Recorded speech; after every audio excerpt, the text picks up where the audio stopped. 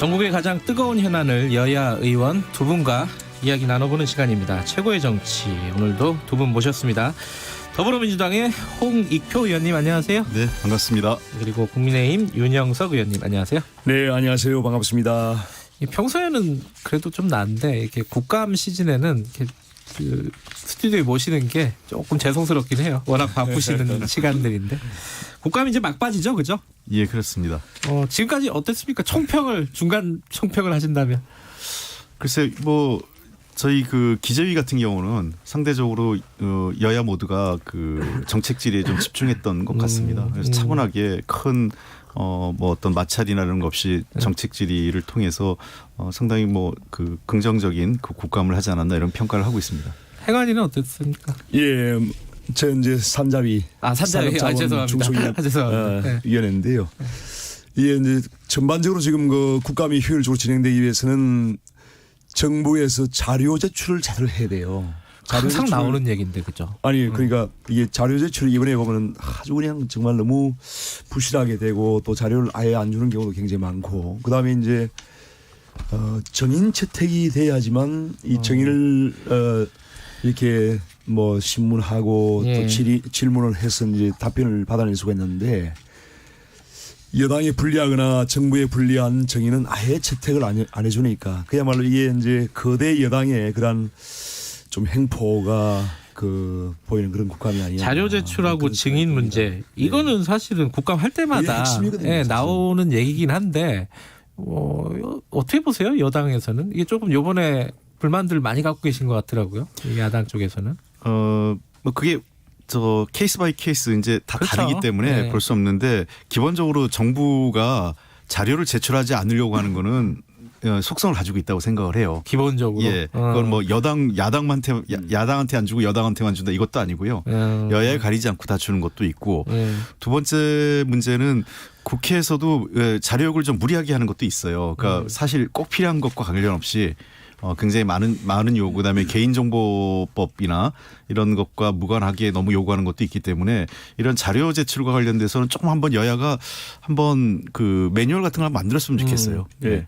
이재명 지사도 불만을 토로했잖아요, 이번에. 그죠? 네. 이번에 보면 이제 이게 특징이 이상하게 문재인 정부의 이 장관들, 어제 이제 이재명 지사와 마찬가지인데 야당 국회의원들이 이제 국민의 대표로서 이제 질문을 하면 상당히 이제 국민들께 답변을 하는 것이거든요, 이게. 그렇죠. 그런데 상당히 고압적이고 뭐 추미애 장관도 그렇고요. 어제 이제 이재명 그 지사도 보면 그렇고 상당히 고압적이고 또 이제 진실을 은폐하는, 특히 이제 이번에 그 감사에서 나왔지만은 월성 1호기 관련해서 산자부 공무원들이 휴일날 그 서류를 다 은폐를 하고 폐기하고 하는 그런 일도 있고요. 그러니까 이전 정부에서 도저히 보지 못했던 그런 일들이 상당히 지금 많이 발생하고 있는데, 이런 것이 이제 이 문재인 정부의 특징이 아닌가 하는 생각이 들어요.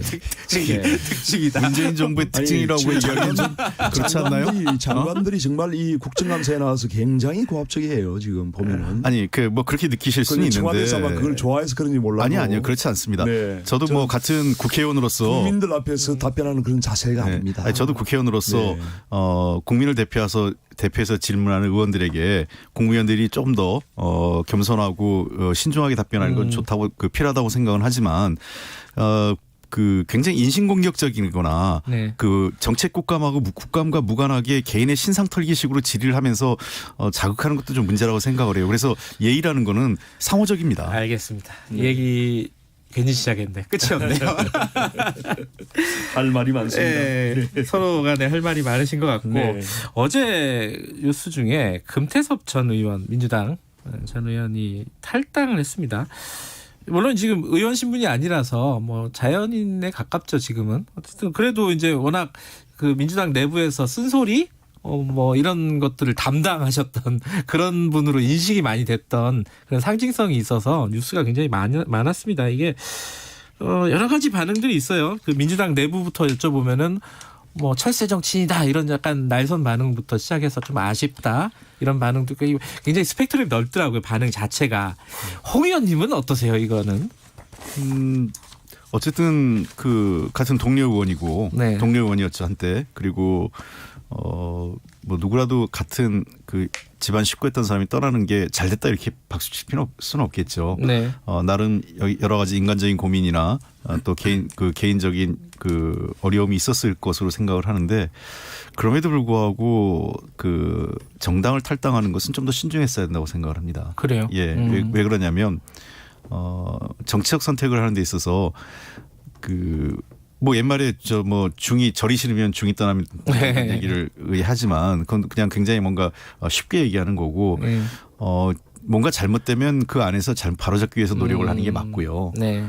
그리고 계속 이 기왕에 정치를 안 하겠다는 것도 아니고 앞으로 정치를 하겠다는 또 의지도 표명했으면 아마 그런 것들이 또 다른 당으로 가려고 하는 거 아니야 이런 이 일부에서 오해도 있는 것 같은데 뭐 제가 아는 금태섭 의원은 그러진 않으실 것 같고요. 제가 보기엔 좀 도리어 아마 그 정치 평론 같은 것이나 이런 정치라는 게 꼭 국회에서만 하는 거 아니니까. 그렇죠. 예, 그런 여러 가지 영역에서 하시면 어느 정도 역할을 하실 분이 아닐까라는 생각을 하고 있습니다. 어쨌든 아쉬운데 탈당 자체는 조금 성급한 판단이었다? 이렇게 보면 되네. 그렇습니다. 그러니까 왜냐하면 같은 가까웠던 예를 들면 박용진 의원 같은 분조차도 탈당은 저 바람직한 선택은 아니다라고 얘기하시니까요. 이 남의 당 얘기긴 하지만은 국민의힘도 관심이 되게 많은 것 같아요. 뭐 같은 국회의원 입장에서 상당히 이제 같이 어떤 그런 뭐랄까요. 결국 이제 금태섭 의원이 민주당의 그러한 당론에 위배된 그 투표를 했다는 그 이유로 지금 징계를 받은 거 아닙니까? 징계를 받고 결국은 이제 공천에서도 배제가 되고. 아니요, 공천 배제된 거 아닙니다. 아니 그래서 사실관계 바르셔야죠. 징계를 받은 거죠. 경선에서 그 이전에 이제 아니요. 국회의원 선거 끝나고 징계 받으신 거예요. 제가 말씀드리겠습니다. 여하튼 금태섭 의원이 이제 공수처 반대를 하고 또 이제 그 조국 사건 때도 조국에 대해서 비판하고 하는 그런 사이에서 결국은 공천 배제가 된 거 아닙니까? 아니 공천 배제가 아니라니까요. 잠깐만, 이거는 공천 탈락된 거 아닙니까? 아니 공천 정리를 해보자. 아니 현역의원이 경선에서 탈락하면 할 말이 없는 거죠. 입이 얇게라도. 결국은 이제 배제는 아니고 탈락이다. 친문 세력들이 달려들어서 배제를 시킨 거죠. 탈락을 시킨 거죠. 탈락을 시킨 거다. 탈락을 시킨 본질적으로 거죠. 배제다. 이런 이게 뜻이고. 무슨 말인가 하면은 민주당 내에서 이제 이 친문 세력에 반대하는 그런 목소리를 담아내지 못하는 포용력이 부족한 정당이라는 것을 이번에 만천하에 드러낸 것이에요. 그래서 왜냐하면은 사실 이제 당론에 국회의원은 당론에 기속되지 않습니다. 헌법에서도 국회의원의 어떤 양심에 따른 직무 수행을 명시하고 있고요. 또 국회법에서도 마찬가지고 국회의원 선서를 할 때 국회의원은 국민 앞에 양심에 따라 직무 수행을 한다고 선서를 합니다. 제일 먼저 하는 것이. 그런데 양심은 자유로운 것이거든요. 자기 선택이거든요. 그것은 이제 지금 민주당은 당론이라고 하는 미명하에 그것을 기속을 한 겁니다. 국회법 114조에는 당론으로 국회의원의 어떤 양심적인 그 투표 행위를 기소하지 못하도록 딱 명시를 하고 있습니다. 그러니까 결국은 민주당이 이런 국회법과 헌법을 위반하면서까지 금태섭 의원을 징계를 한 것이죠. 그것이 팩트고요. 알겠습니다. 그런 속에서 금태섭 의원은 결국은 설 자리가 없는 것이죠. 민주당에서는. 그래서 이것은 두 가지 의미가 있는데 하나는 이제 다른 목소리를 저도 좀 얘기할게요. 너무 길게 얘기하셔서 배제하는 것이고 조금 길었어요. 헌법과 법률에 위반되면서까지 민주당이 다른 목소리를 배제하는 것이고 또한 정권 말기에 당내 의원들에게 다른 목소리를 내지 마라라고 하는 그런 어떤 하나의 메시지죠. 그래서 그 속에서 도저히 견디지 못한 그 금태섭 의원이 탈당을 한 것이고 저는 이런 것은 이제 앞으로 제가 보기에는 민주당이 정말 그 정당다운 정당 또 개방적인 정당의 어떤 그런 모습을 버리고 그야말로 아주 폐쇄적이고 알겠습니다. 아주 배타적인 그런 정당으로 하는 그런 편곡점이 아닌가 제가 한 말씀만 드리면은 이게 조금 짧게 해주셔야지. 왜 그러냐면은 윤 의원님이 길게 하시면은 저도 길게 할 수밖에 의원님한테도 길게 드려야 돼요. 그래갖고 이게 시간들이 너무 많이 가요. 제가 좀 얘기 좀 할게요. 발언 녹을 쭉 보니까 우리 홍 의원님이 발언한 게 훨씬 길어요. 아 그런가요? 아니요, 제가 말을 빨리 해서 길고 긴 거지 시간을 제가 많이 잡지 않습니다. 알겠습니다. 그거는 저희들이 측정해 보도록 하고요. 제가 어디나 가면 말을 빨리 해가지고 다 재봤거든요. 홍 의원님 말씀 들어봐야 될 것 같아요. 지금 뭐 당론, 포용력 이런 얘기 많이 나왔어요. 첫 번째 사실관계는 공천 배제가 아니고요. 공천 탈락이죠. 탈락을 시킨 거죠. 아니요. 잘 얘기죠. 생각해 보십시오. 탈락한 거 아닙니까? 저 생각해 보시죠. 아니, 탈락한 거 제가 아닙니까? 제가 얘기 좀 할게요. 네. 아니 뭐 말씀 탈락한 거잖아요. 예, 아니, 지금 생각해 보십시오. 윤영석 의원님, 네. 윤영석 현역 의원인데 친문 그야말로 아니 생각해 보십시오. 아니 윤영석 의원님 윤 의원님, 경선에서? 홍 의원님 얘기 듣고 그 다음에 얘기하세요. 아니 왜 사실관계를 자꾸 부정하세요? 예, 아니 사실관계를 얘기하잖아요. 탈락한 거 아닙니까? 아니 경선 탈락이죠. 탈락한 거죠. 경선 탈락이 맞아요. 친문 세력들이 아니, 결국은 탈락을 시킨 거 예, 아닙니까? 자 생각을 제가 얘기 좀 할게요. 그 말씀 혼자 다 해놓으시고 또 그 제가 얘기를 못하게 하세요. 알겠습니다. 이게 홍 의원님, 예. 자꾸 공천 배제라는데 공천 배제가 아니라 예. 사실 현역 의원한테는요 경선만 시켜주면 되는 겁니다. 예. 경선에서 탈락하면 현역 의원 입이 10개라도 할 말이 없어요. 친문들이 달려들어서 아니 탈락을 생각해 시킨 보십시오. 거죠. 아니 윤 의원님 생각해 보십시오. 윤 의원님 지역구에 윤 의원님 그러면 그 현역 의원이라고 전략 공천 받고 단독 공천 받아야 됩니까? 아니잖아요. 하죠. 자 네. 그렇기 때문에 당은 당내 민주주의라는 게 있습니다. 우리가 그때 어떻게 했냐면 당원 50% 그다음에 일반 여론 50% 했는데 일반 여론과 당원에서 다 졌어요. 예. 그 금의원님이 예. 경쟁자한테. 예. 그러니까 그걸 단순히 친문의 그거다. 현재 우리 당 당원이 거의 그 당시에 우리가 80만 100만 가까이 되는 당원이었습니다. 예. 그러니까 당원의 민심이 최근에 우리 당의 여론을 보면 당원의 민심과 일반 여론하고 어느 정도 수렴이 돼요. 물론 그중에서 일부 극성적이고 좀 열성적인 분들이 있어요. 그런 분들이 문자 폭탄 보내고 있는데 저도 뭐 말 한마디 뭐 하면 뭐 오해가 되면 지난번 같이 제가 한 말도 아닌데 뭐 그 권력형 게이트가 나라 이렇게 또 이 조선일보에서 오버를 내버려 가지고 그런 경우는 또 문자 폭탄이나 막 날라옵니다. 예. 정치인은요 제가 이런 얘기 생각을 해요. 정치를 언제까지 하냐고 저한테 물어보면 누군가로부터 욕먹기 싫을 때까지 정치하겠다고 합니다. 그러니까 욕먹기 싫어지면 정치 못하는 거고요. 예. 제가 정치할 때 보면 많은 부분으로 어떤 때는 우리 지지자로부터 욕먹고 또는 우리 반대자로부터 욕먹고 하는데 그런 것들을 감내하는 게 공인입니다. 뭐 그렇게 욕먹는다고 그게 이게 너무 심하다. 그 금태섭 의원께서 표현의 자유 얘기했습니다. 맞습니다. 표현의 자유에는요. 저를 욕하는 사람 그다음에 저를 지지하는 사람 다 표현의 자유가 있는 거예요. 그리고 우리 당이 패스적이다라고 하는데 저는 그렇게 생각합니다. 왜냐하면 과거와 다르게 우리 당의 지금 중심은 당원으로 가 있습니다. 당대표한테 잘 보여서 그 국회의원 되고 또 뭐 무슨 자리로 올라가는 시대가 아니에요. 당연히 당원을 대표하는 국회의원이 당원의 그 입장을 보고 당원이 어떤 생각을 갖고 있는지를 판단하는 게 제일 그게 당내 민주주의 아닐까요? 당원들하고 생각 무관하게 당대표한테 잘 보이고 뭐 그 좀 더 높은 사람한테 잘 보여가지고 공천받고 하는 그런 시대가 끝났다는 겁니다. 우리 당은 그런 시대를 갖고요. 국민의힘은 아직 그렇게 못 온 거죠. 근데 제가 이제 이 말씀을 들으니까요. 예, 좀 짧게요. 예, 이 말씀을 들으니까 예. 당원들마저 그렇다면은 민주당은 정말 이제 희망이 없는 정당이에요. 아니 우리 당원들을 모욕하지 마시고요. 금태섭 의원은 그 민주당 내에서 가장 소신 있는 그런 정치인이었죠. 그런 소신 있는 다른 목소리를 내는 그런 국회의원마저 포용하지 못하고 담아내지 못하는 그런 당원들이라면 정말 이건 희망이 없는 겁니다. 그래서 우리나라의 집권 여당이 그렇게 폐쇄적이고 배타적인 또 공격적인 그런 정당이라면 정말 요 정도 길이가 딱 담담한 그런 좋습니다. 자, 상황이죠. 홍 의원님 네. 그 아까 포용력에 대해서 다시 한번 좀 말씀해 주세요. 포용력이 부족한 거 아니냐고 그럼요. 윤 의원님이 굉장히 배타적이고 문제 제기를 하신 거고 배타적 네. 포용력 부족 포용이 부족한 것이죠. 여기에 대해서 글쎄 그렇게 뭐 저 공격들도 하는데 네. 저는 꼭 동의할 수는 없는 게 네. 당 지도부에서 한 번도 그런 식으로 배제하거나 이런 적은 없었습니다. 이해찬 대표도 그러시고 이해찬 징계를 대표도 한 거 아닙니까? 아시다시피 당 지도부가 징계한 게 아니라니까요. 우리 당의 시스템을 좀 봐야 되는 게 당에서 징계를 한 거 아닙니까? 그럼 지도부 배제한 겁니까? 윤 의원님. 우리 당이 그 당원 단계를 좀 보세요. 아니 뭐냐면 말씀이죠. 그런 거는. 우리 당이 징계 요청을 한 게 아니에요. 당 지도부가 그 당시에. 그러니까 뭐냐면 우리 당엔 윤리심판원이 있는데요. 윤리심판원은 당원들이 집단적으로 일정 요건이 돼서 요기를 하면 윤리심판원에서 판정을 합니다. 네. 그리고 윤리심판원은요 당 외 인사들로 구성이 돼 있기 때문에 당 지도부가 어떤 결정도 알겠습니다. 돼 있어요. 근데 그 하나 궁금한 건 이제 이번에 이제 금태섭 의원이 탈당하게 된 뭐 여러 가지 이유가 있겠지만은 뭐 표면적으로 보면은 재심을 신청을 했는데 이거 당에서 뭘 반응이 없더라 이런 얘기를 했단 말이에요. 금태섭 의원 측에서. 그거 이제 아니 뭐 재심을 해가지고 확정을 져주든가 아니면은 그게 아니다라고 해주든가 뭔가 결론이 나야 될 텐데 총선 끝난 지가 언젠데 아직도 그렇죠. 이런단 말이에요. 총선 끝난 게 아니라 이후에 네. 결론이 났고요. 네. 총선 이후에 좀 지나서 네. 결론이 났고 그리고 아마 윤리심판원이 다시 구성됐을 거예요. 지금요. 왜냐하면 당 지도가 바뀌면서 윤리심판원 재구성되는 문제가 있거든요.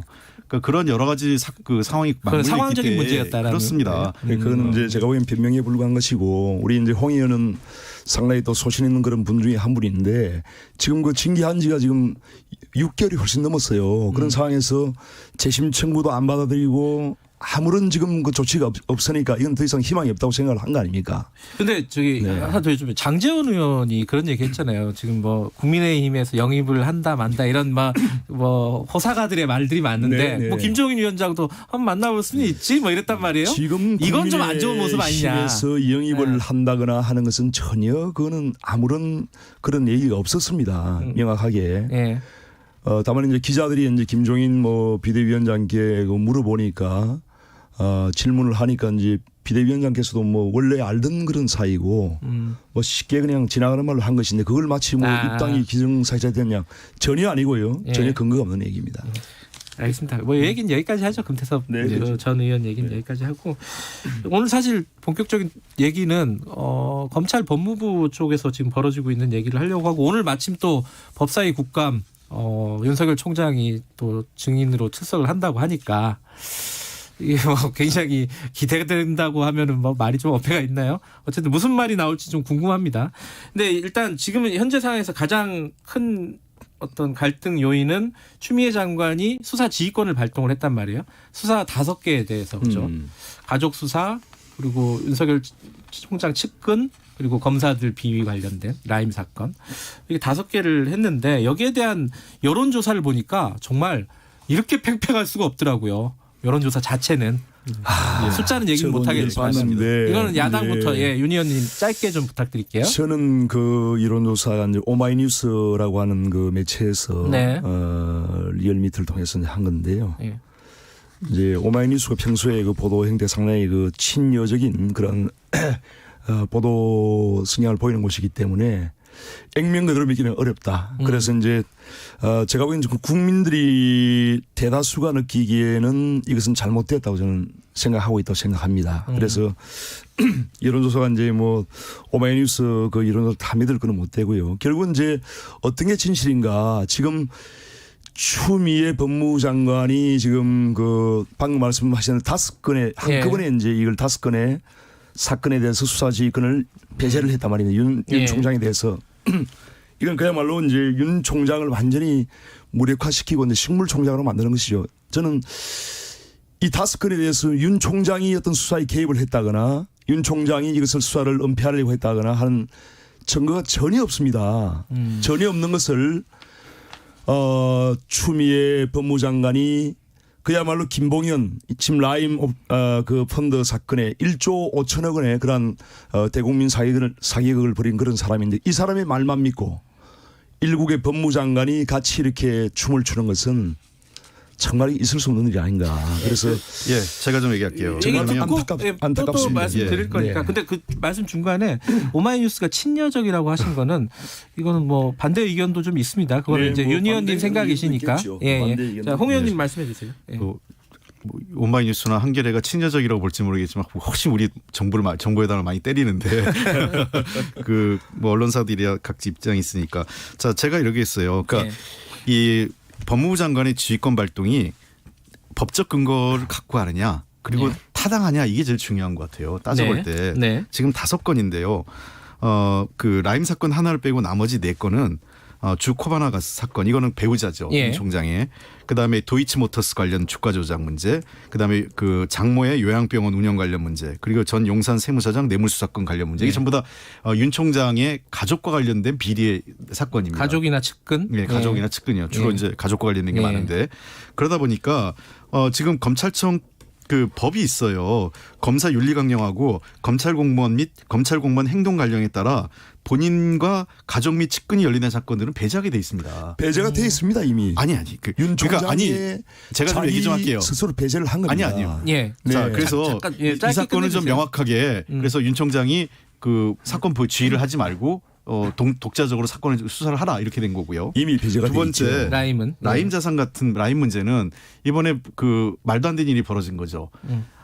첫째는 이 수사가 지지부진했다는 거고요. 그다음에 두 번째는 여당 정치인과 관련된 거는 정상적인 절차를 통해서 보고가 다 이루어졌어요. 근데 야당 정치인 관련된 것과 검사가 뇌물 그 수수 관련된 내용들은 그러니까 향응 접대와 뇌물 수수 관련된 내용에 대해서는 반부패 수사부장까지 패싱하고 검찰총장한테 직보했는데 이 사건에 대해서는 법무부 장관도 모르고 아무도 몰랐고 언론에도 알려지지도 않았습니다. 아무도 모르는 상태로. 그리고 이 사건은 그동안 김봉현 씨가 자필 그 문서가 공개되면서 서울신문이 보도했죠. 그게 공개되기까지 아무도 몰랐거든요. 결국은 이 사건을 윤 총장 또는 윤 총장과 관련된 몇몇 사람들이 은폐한 것 아니냐 의혹이 있기 때문에 윤 총장이 이 사건 지휘를 하지 말라고 한 거기 때문에 저는 이 사건 자체는 그 법무부 장관의 그 지휘감독권 발동은 너무나 당연한 거라고 생각합니다. 법적 근거가 있다. 법적 근거와 합리적 이유가 있다라는 거죠. 예. 그걸 갖고 얘기하셔야지 자꾸 정치적으로 추미애 장관이 윤석열 찍어내기다 이런 얘기만 반복적으로 하시면 그거는 토론이 안 됩니다. 윤 의원님. 제가 좀 말씀. 이미 이제 윤 총장 가족과 관련된 사건들은 윤 총장 자신이 스스로 이 수사지금 배제를 했습니다. 이미. 그렇기 때문에 그걸 다시 추미애 장관이 하는 것은 사실 이건 법에 위반되는 것이에요. 예? 이 직권 남용 법에 뭐가 아니 본인도 원하면 그렇게 하면 깔끔한 거 아니에요? 아니 이미 수사지휘권 배제되어 있다니까요. 아니 수사지휘권 배제가 말로 내가 안 하겠다는 거고 다른 거죠. 그리고 지금 라임 사건에 대해서는 라임 옵티머스 사건에 대해서는 분명히 윤석열 총장이 지휘권이 있는 겁니다. 있는데 지금 방금 이제 반부패 부장을 패싱했다는 것을 이제 근거로 들어서 지금 수사지휘권 배제를 했다는 말씀을 하셨는데요. 그 반부패 부장을 패싱하는 거에 윤석열 총장이 지시를 한 게 아닙니다. 그렇지 않습니까? 그거는 또 윤석열 거죠. 총장이 이러한 수사를 은폐하려고 했다는 것이 증거가 하나도 없습니다. 네네. 하나도 없는데 그런 상황에서 아무런 증거도 없이 추미애 법무장관이 그 사기꾼인 김봉연의 말만 듣고 이렇게 일국의 검찰총장을 수사해서 완전 배제하는 것은 그야말로 이건 직권 남용이에요. 그래서 이건 그 명백히 추미애 법무장관이 윤석열 총장을 찍어내기 위한 추미애 법무장관만의 판단도 저는 아니라고 생각합니다. 그 뒤에는 분명히 청와대가 배후가 있고 청와대에서도 이걸 인정을 했지 않습니까? 동의를 했지 않습니까? 어쨌든 그래서 이건 그야말로 이 청와대 문재인 대통령과 또 청와대와 추미애 법무장관이 이 권력형 비리를 감추고 이 수사가 제대로 되지 않게 하기 위해서 윤석열 총장을 배제하는 거예요. 윤 의원님 먼저 시작하셨으니까 홍 의원님 말씀 듣고 다음 넘어가는데 야당이 자꾸 이런 식으로 얘기를 하니까 추미애 장관도 그렇고 저도 그냥 소설 같은 얘기만 하시는 거예요. 아니 지금 추미애 장관이 소설 같은 왜냐하면 아니 뭐 툭하면 뭐 저 청와대가 배후했다 이렇게 자꾸 소설만 쓰시고 근거나 팩트를 갖고 얘기를 안 하시니까 첫째 이 사건에 대해서는 윤석열 총장이 잘못이 있다 또 윤석열 총장이 부당한 지시를 했다라고 확인하는 게 아니라 그러한 의혹이 제기되고 있잖아요. 그렇기 때문에 수사지휘를 배제한다는 거죠. 왜냐하면 의혹만 가지고 어떻게 수사지휘를 배제합니까? 생각해 보세요. 예를 들면 법률상으로도 명백한 그런 사항이 있을 검찰총장이 잘못한 게 있으면 잠깐만요. 홍 의원님 얘기 제가 좀 얘기 좀 할게요. 검찰총장이 잘못한 게 있으면 답답하니까 제가 말씀을 드리는 겁니다. 자꾸 소설 같은 얘기만 하시니까 세 분 중에 제가 제일 답답해요. 자, 뭐냐면 윤석열 총장이 불법이 있거나 부당한 게 있었으면 그건 바로 수사에 들어가서 법적 조치를 하는 거죠. 그러나 지금 상황에 대해서는 여러 가지 의혹이 너무 많은 거예요. 내부에서도 이해가 안 되고 검찰 내부에서도 그런 얘기가 나오는 겁니다. 네 가지 사건 아까 윤 의원님도 얘기했지만 본인도 안 배제하겠다고 얘기했다고 하는데 배제를 법적으로 확인한 거예요. 아무 문제 없는 거죠. 그러니까 본인도 동의한 거고. 자, 그럼 가족과 관련된 건. 그다음에 두 번째 라임 옵티머스 중에서 옵티머스는 포함이 안 돼 있어요. 그렇죠. 라임만 한 거예요. 그래서 라임 같은 경우에 만약에 진짜 그 추미애 장관이 어떤 의도를 갖고 뭐 수사를 은폐하거나 축소할 생각이면 라임 옵티머스 다 해버렸겠죠. 그러나 명백하게 이것은 뭔가 부당한 그 절차적으로 문제가 있고 그 반부패 부장까지 패싱한 과정에 수사 과정에 문제가 있고 해당 검사들이 그 범죄인하고 유착 관계가 있다는 의혹이 제기된 만큼 담당 검사를 배제하겠다고 해서 지금 저 수사지휘권을 발동을 한 거죠. 알겠습니다. 얘기를 같은 얘기지만은 좀 하나 넘어가서 그래서 이제 특검하자는 거잖아요. 지금 야당 입장은 지금 그렇죠. 주장을 하고 있는 그 연장선에서 특검하자는 거고 공수처 하자는 거고 여당은 이게 일단 이건 여당부터 얘기 들어보죠. 이 공수처 한다는 게 그냥 언뜻 생각하기로는 이게 지금 없잖아요. 지금 공수처가. 그죠? 아니, 이 가능한 건지. 아니 이거하고는 별건 그러니까 이거 공수처를 해서 라임하고 옵티머스를 수사한다는 거는 사실은 말이 안 맞아요. 그래요? 우리도 그런 얘기 하는 게 아니고요. 그렇게 얘기하시는 의원분들이 일부 있더라고요. 왜냐하면 그 라임 옵티머스를 다시 공수처가 설치돼 가지고 이거 수사 시작한 다음에 다시 시작하는 거거든요. 네. 시간이 더 걸립니다. 특검도 그래서 저희가 반대하는 거예요. 그거는 홍 의원님 그렇게 생각하시는 거군요. 그러니까 이미 라임 옵티머스는 수사가 시작된 거예요. 검찰에 의해서. 그러니까 이런 사건들 예컨대 그 고위공직자나 검찰의 직무와 관련된 사건이 벌어졌을 때 공수처가 발빠르게 그리고 제대로 수사했기 때문에 공수처가 필요하다고 얘기하는 거지. 라임 옵티머스 사건을 공수처가 수사할 거다라고 얘기하는 거는 이거는 앞뒤 관계는 안 맞습니다. 왜냐하면 이미 수사가 검찰이 하는 게 맞고요. 그렇게 정리하고요. 그리고 특검도 마찬가지인데 이제 와서 특검 얘기하면 특검 구성하는데 국회에서 법 통과해야 되고 또 특검단 구성해야 돼요. 이런 과정을 거친다면 저는 이게 정치적 공방만 되는 거지. 일단은 검찰 수사 보고 제가 지난번에도 그랬잖아요. 검찰 수사 보고 일단 보자. 검찰 수사가 미진하면 저는 뭐 특검이든 그 더한 것도 할 생각이 있습니다. 네, 윤 의원님. 결국은 이제 뭐 공수처도 앞으로 이제 결국은 문재인 정부가 이제 야당 정치인을 탄압하거나 또 이런 정치적인 목적으로 상당히 쓰일 그런 개연성이 큰 그런 조직이죠. 죄를 안 저지르면 되죠. 그래서 이제 지금 사실 이제 본질은요. 결국은 이제 추미애 장관과 이제 청와대가 결국은 이 권력형 비리, 라임 사건만 해도 지금 1조 6천억 아닙니까?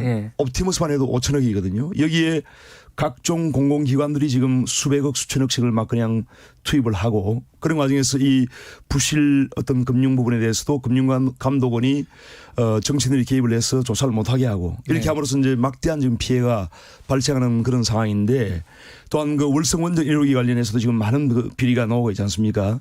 여기에 대해서 윤석열 총장이 마지막 검찰의 보루로서 책임을 지고 이 수사를 해야 되는데 그것을 무력화시키고자 하는 것이 지금 공수처다. 추미애 장관의 수사지휘권 배제고 또 공수처고 그런 거예요. 할 얘기 더 있었는데. 그래서 제가 보기에는 이것을 이제 알겠습니다. 정말 문재인 정권이 알겠습니다. 정말 제대로 된 민주정부라면은 이렇게 검찰 종장을 찍어내기 해서는 안 됩니다. 알겠습니다. 오늘 제가 아까부터 그랬잖아요. 이게 소설 같은 얘기를. 오늘 국감을 관심 있게 지켜보도록 하겠습니다.